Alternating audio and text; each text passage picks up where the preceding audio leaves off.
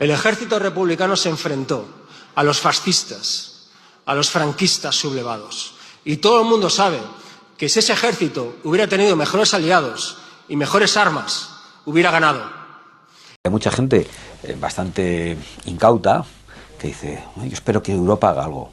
Pues desespera, porque Europa no va a venir a salvarnos de Pedro Sánchez, porque aquí cada uno está a lo suyo. De Pedro Sánchez nos vamos a tener que salvar nosotros, no va a venir a salvarnos nadie. Si en Europa están dispuestos a anular elecciones cuando no les gustan los resultados, si los alemanes tan respetables acaban de reformar la Constitución con el Parlamento saliente, a pesar de que el Parlamento nuevo ya estaba elegido, por la única razón de que con el Parlamento nuevo no tenían mayoría suficiente para la reforma constitucional. Es muy escandaloso. O sea, los defensores de la democracia, de la institucionalidad, están dispuestos en Europa a suspender elecciones, a reformar de manera fraudulenta una constitución en Alemania. Están dispuestos absolutamente a todo. Por cierto, hay gente que dice, cuando decimos eso de que nosotros no estamos interesados en la guerra, pero la guerra está interesada en nosotros, nos dice aquello de, vale, entonces irás tú a la guerra. Irás tú a la guerra. Yo voy a intentar ser muy claro. Hace 90 años en este país hubo una guerra. El ejército republicano se enfrentó a los fascistas, a los franquistas sublevados. Y todo el mundo sabe que si ese ejército hubiera tenido mejores aliados y mejores armas, hubiera ganado. Y todo el mundo sabe que Franco hoy, si eso hubiera pasado, sería lo que merecería ser. Un recuerdo triste de la historia. Así que yo digo que sí, que frente a esas guerras y las que vendrán, sí, yo iría, y tanto que iría, y los míos también. La primera cosa que quiero decir es que a Putin y a Trump hay que combatirlos. Sí, hay que combatirlos, porque no son... Putin y Trump no son Reagan y Gorbachev, son otra cosa. Putin es un zar y Trump es un multimillonario al servicio o asociado, nunca se sabe, de otros multimillonarios que están convenciendo a millones de precarios de que la culpa de su precariedad son otros precarios. Porque, señorías, hay una guerra que se está librando hoy en día, que para mí es la más peligrosa de las que se están librando hoy en día, que es la guerra del pobre contra el más pobre. Y los Trump, los Meloni, los Milei, los Ayuso, los Abascal, los Feijóo de la vida, son los señores de la guerra, de esta guerra. La realidad es que en España, cuando un clérigo musulmán de un pueblo quiere una casa, porque le han echado de la que ocupaba, se quema el pueblo hasta que ustedes, los socios de su alianza, en este caso los socios separatistas, se empeñan en darle una casa, cosa que solo impide finalmente una funcionaria. La realidad es que hay más mezquitas en España que en Kuwait y que ustedes, señorías del Partido Popular y del Partido Socialista, se dedican también a derribar cruces con las más variadas excusas. Bueno, la cuestión de los aranceles es tremenda porque además demuestra la corrupción de la prensa española. No hay una sola palabra nuestra defendiendo los aranceles de Trump. Es más, hay intervenciones mías diciendo que ojalá no lleguen esos aranceles, expresadas en España, esas intervenciones, e incluso en Washington, delante de la Convención Conservadora.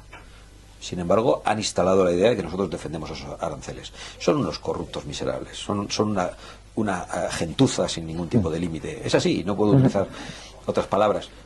Pero el nivel de la prensa llega, además, a tal corrupción que no dan información sobre la cuestión de los aranceles.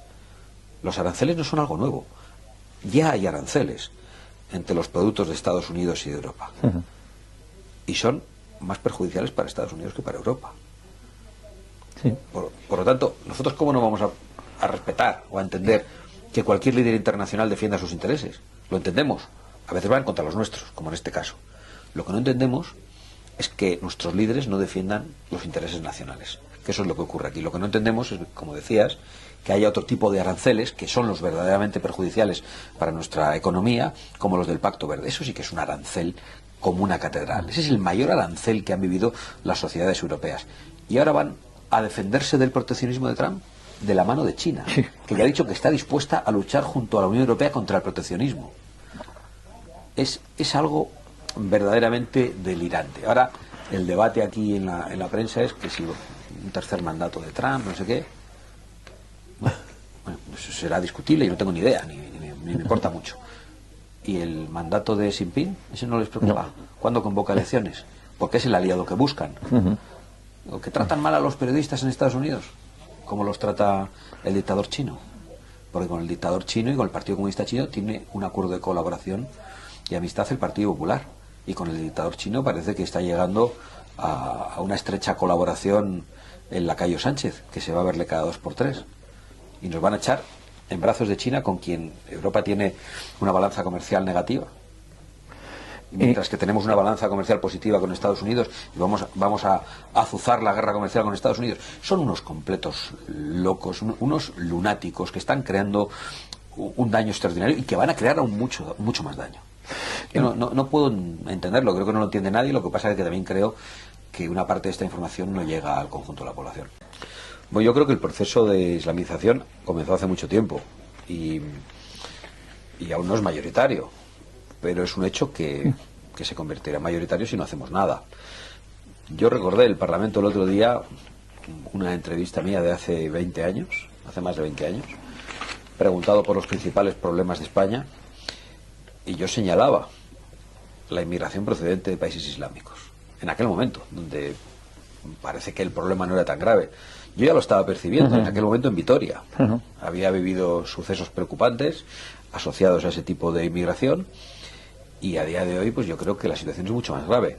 Acabo de ver cómo el fin del Ramadán en Bilbao pues ha sido desbordante en un escenario multitudinario. Pues eso es lo que ha llevado allí el separatismo. Pero bueno, es lo que ha llevado el separatismo al País Vasco, lo que ha llevado el separatismo a Cataluña y por otro lado lo que ha llevado las políticas bipartidistas de Bruselas a toda España en distintos grados en función del lugar, pero hay zonas de España donde el proceso de islamización avanza sin ningún tipo de freno. Hemos visto los sucesos de Salt de hace 2 semanas, en los que un imán islamista es desalojado de la casa ocupada y unos sujetos que son pues supongo que los supporters del imán Los fieles incendian la ciudad y allí están los imbéciles del ayuntamiento diciendo que le van a dar una casa al imán. Menos mal que una funcionaria honrada dice, bueno, pero ¿esto qué es? Y aquí hay unos procedimientos para dar una casa, una vivienda social, y lo paró una funcionaria. Pero si no, los políticos, en este caso los aliados de Pedro Sánchez, porque creo que ahí gobierna Esquerra Republicana con Junts, estaban dispuestos a darle una casa al imán que había dado órdenes de quemar el pueblo. Lo que había que hacer es agarrarlo, meterlo en un avión o en un sitio más incómodo y mandarlo de vuelta a su país.